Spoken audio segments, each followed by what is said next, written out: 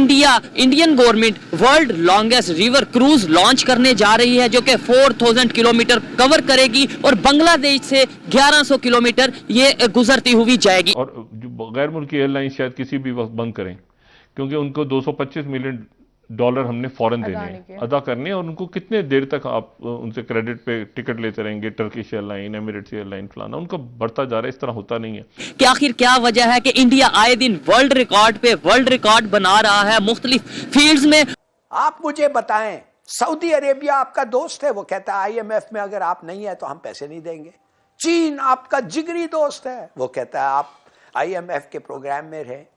भाई कोई मानता ही नहीं है कि आपको पता है इकोनॉमी कैसे चलाते हैं। जब टूरिज्म यहाँ पे खत्म होता जा रहा है, इंटरनेशनल टूरिस्ट की बात तो दूर है, हमारे अपने जो टूरिस्ट हैं वो ही अब नहीं उस तरीके से टूरिज्म को फरोग कर पा रहे। हाय हाय देखिए ये और हाय हाय देखिए जमहूरियत ने तबाह कर दिया। दुनिया की कोई भी बड़ी मल्टीनेशनल कंपनी है, उसका ख्वाब है कि वो इंडिया में अपनी प्रोडक्ट लॉन्च करे और उसका उन्होंने फायदा उठाया। डॉलर आप ढूंढते रह जाएं तो लोग हवाले से 270 में हो रहा है। क्यों? इसलिए कि आप सब झूठे हैं। तकरीबन उन्होंने 20 साल पहले इन चीजों पे काम करना शुरू किया। सेकेंडली, बांग्लादेश से भी 1100 किलोमीटर वो गुजरेगी, 1100 किलोमीटर का फासला तय करेगी। क्या कहना चाहेंगे? इंडिया रिकॉर्ड पे रिकॉर्ड, वर्ल्ड रिकॉर्ड पे रिकॉर्ड बनाता जा रहा है मुख्तलिफ फील्ड्स में। हेलो फ्रेंड्स, जय हिंद। हिंदुस्तान स्पेशल में आपका स्वागत है। दोस्तों, नए साल पर प्राइम मिनिस्टर मोदी देशवासियों को बड़ी सौगात देने वाले हैं। यूपी में वाराणसी से बांग्लादेश के रास्ते असम में डिब्रूगढ़ तक सबसे लंबे रिवर क्रूज को प्राइम मिनिस्टर मोदी 13 जनवरी को हरी झंडी दिखाएंगे। विदेशी पर्यटकों के साथ लग्जरी क्रूज 27 नदी प्रणालियों के लगभग 4000 किलोमीटर को कवर करेगा। इस यात्रा को पूरा करने के लिए 50 दिन लगेंगे। इस दौरान यह रिवर क्रूज भारत में गंगा, भागीरथी, हुगली, ब्रह्मपुत्र और पश्चिमी तट नहर सहित 27 नदियों के लगभग 4000 किलोमीटर क्षेत्र को कवर करेगा।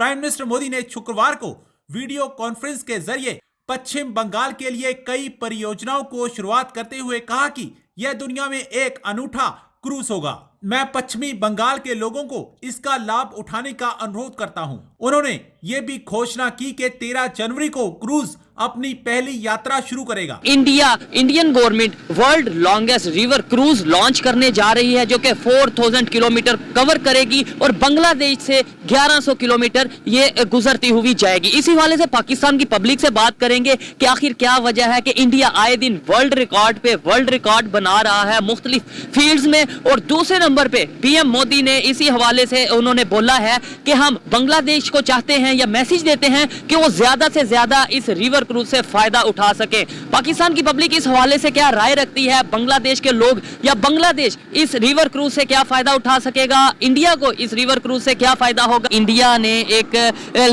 वर्ल्ड लॉन्गेस्ट रिवर क्रूज बनाया है, जो कि वो 13 को जाके लॉन्च करेंगे उसको, जो कि 4000 किलोमीटर का फासला तय करेगी और इसके अलावा टूरिज्म को बहुत ज्यादा प्रमोट किया जाएगा उसके थ्रू। सेकेंडली, बांग्लादेश से भी 1100 किलोमीटर वो गुजरेगी, 1100 किलोमीटर का फासला तय करेगी। क्या कहना चाहेंगे? इंडिया रिकॉर्ड पे रिकॉर्ड, वर्ल्ड रिकॉर्ड पे रिकॉर्ड बनाता जा रहा है मुख्तलिफ फील्ड्स में, और उसकी रीजन क्या है? बिस्मिल्लाहिर्रहमानिर्रहीम। सबसे पहले तो आपका बहुत शुक्रिया। सर, मैं थोड़ी सी ना बात को लंबी हो जाएगी, बट मैं आपको कोई मसला नहीं। देखने वाले चाहते हैं कि कोई एजुकेटेड बंदा और उससे ज्यादा से ज्यादा बात सुनी जाए और उसकी बात देखी जाए। असल में ना हमें थोड़ा सा इस चीज को इंडिया के साथ कंपैरिजन से हट के देखना है। ठीक है। इंडिया के साथ कंपैरिजन दो वजूहात पे इस वक्त हम नहीं कर सकते। एक तो उनकी जो पॉपुलेशन है, या कह लीजिए कि जो उनकी ह्यूमन रिसोर्स स्ट्रेंथ है, वो हमसे मैनी टाइम्स ज्यादा है। उनका जो पर कैपिटा इनकम है वो हमसे कहीं ज्यादा है। ठीक है। उनके जो फॉरेन रिजर्व्स हैं वो हमसे मैनी टाइम्स ज्यादा है। लिहाजा हम अगर पाकिस्तान को उसके साथ कंपेयर करेंगे तो जाहिर है फिर हम अपने आप को बहुत लो फील करेंगे। तो सर, मैं ये देखें, कंपैरिजन इसलिए पहले नंबर पे कंपैरिजन नहीं, लेकिन बात इसलिए की जाती है, वैसे हम हर बात पे इंडिया को ले आते हैं। मतलब हम इंडिया से यहाँ पे आगे हैं, हमारे में जज्बा बहुत ज्यादा है। जहाँ पे हम बात आती है मतलब ग्रो करने की, जहाँ पे बात आती है अचीवमेंट्स की, उधर हम कह देते हैं नहीं उसकी बात ही ज्यादा है इसलिए हम वहाँ की बात ही नहीं करेंगे। ये नाइंसाफी नहीं है और अपने आप को धोखा देने वाली बात नहीं। मैं बिल्कुल ये नहीं कह रहा, मैं आपकी बात से एग्री करता हूँ, लेकिन मैं आपको पॉइंट समझाने की कोशिश कर रहा हूँ कि हमें ना स्टार्ट ले लेना चाहिए। हमें स्टार्ट ले लेना चाहिए कि हम भी टूरिज्म को प्रमोट करें, हम भी इंडियंस की तरह, ऑस्ट्रेलियंस की तरह, बंगालियों की तरह, श्रीलंकन्स की तरह स्पोर्ट्स को प्रमोट करें। अगर बात करें अपने नेबर कंट्री की, खासतौर पे इंडिया की बात करें, उनके टूरिज्म जो सा उनकी पॉलिसीज हैं उनको देखें और अपनी टूरिज्म पॉलिसीज को देखें, वहां पर टूरिज्म का जो रेशियो है बढ़ती जा रही है, हमारे यहाँ पे कम हो रही है। क्या रीजन समझते हैं? आई थिंक उसके पीछे रीजन ये है कि जैसे हमारी यहाँ स्टेबिलिटी आती ही नहीं है, ना पॉलिटिकल स्टेबिलिटी आती है, ना और प्रॉब्लम्स हमारी हल होती हैं, तो जिसकी वजह इशू भी रहता है। जी जी बिल्कुल ऐसे ही है। जो सिक्योरिटी इश्यूज थे पहले हमारे काफी ज्यादा इंटरनल चैलेंजेस थे, जैसे इंटरनेशनल टीम्स नहीं यहाँ आती थी क्रिकेट की। अब ये है कि पॉजिटिव स्टेप्स हो रहे हैं, हमें आई थिंक पॉजिटिव आगे फ्यूचर के लिए सोचना चाहिए।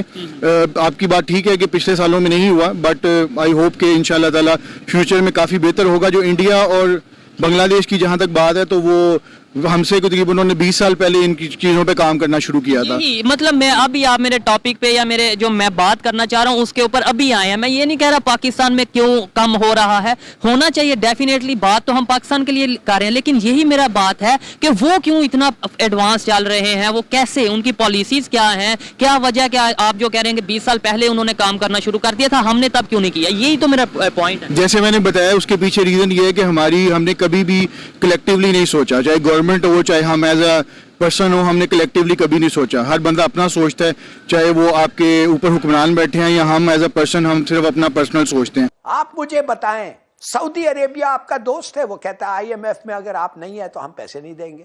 चीन आपका जिगरी दोस्त है, वो कहता है आप आईएमएफ के प्रोग्राम में रहे। भाई कोई मानता ही नहीं है कि आपको पता है इकोनॉमी कैसे चलाते हैं। लोग कहते हैं कि चोरी हो रहा है, लोग कहते हैं कि वेस्ट हो रहा है, लोग कहते हैं कि करप्शन में डूबे हुए हैं। वो आप एड्रेस नहीं करते, आप कहते नहीं हो सकता। क्यों? इसलिए कि आप सब झूठे हैं।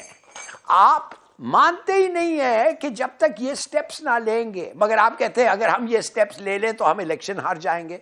हाँ, हार जाओगे शायद, मगर किसी ना किसी को बैठ के ये फैसले लेने। आपका ख्याल है ये टेक्नोक्रेटिक गवर्नमेंट के बारे में क्यों लोग सोच रहे हैं? इसलिए उनको पता है कि टेक्नोक्रेट्स पॉलिटिशियंस नहीं है, उनको परवाह नहीं है वोट आता है कि वोट नहीं आता है। जब आप एक जाते हैं डॉक्टर के पास, आपको कैंसर है, वो कहता है पांव काटो, टांग काटो, ये करो वो करो। अच्छा नहीं लगेंगे आप उस ट्रीटमेंट के बाद, मगर बच जाएंगे शायद। यार आपको क्या करें? आप मुझे प्लीज प्लीज बताएं। बिल्कुल ठीक। कोई साहब, इमरान खान साहब भी ये फैसले नहीं कर सके, गलती इमरान खान साहब ने भी की। बिल्कुल बिल्कुल गलती की। क्यों नहीं भाई? वादा क्यों करते हो अगर नहीं करते हो? जाते वक्त उन्होंने भी एक बड़ा जबरदस्त पेट्रोलियम वो कीमतें कम करके, इसलिए कि उनको उनके पहले गवर्नमेंट ने सिखाया था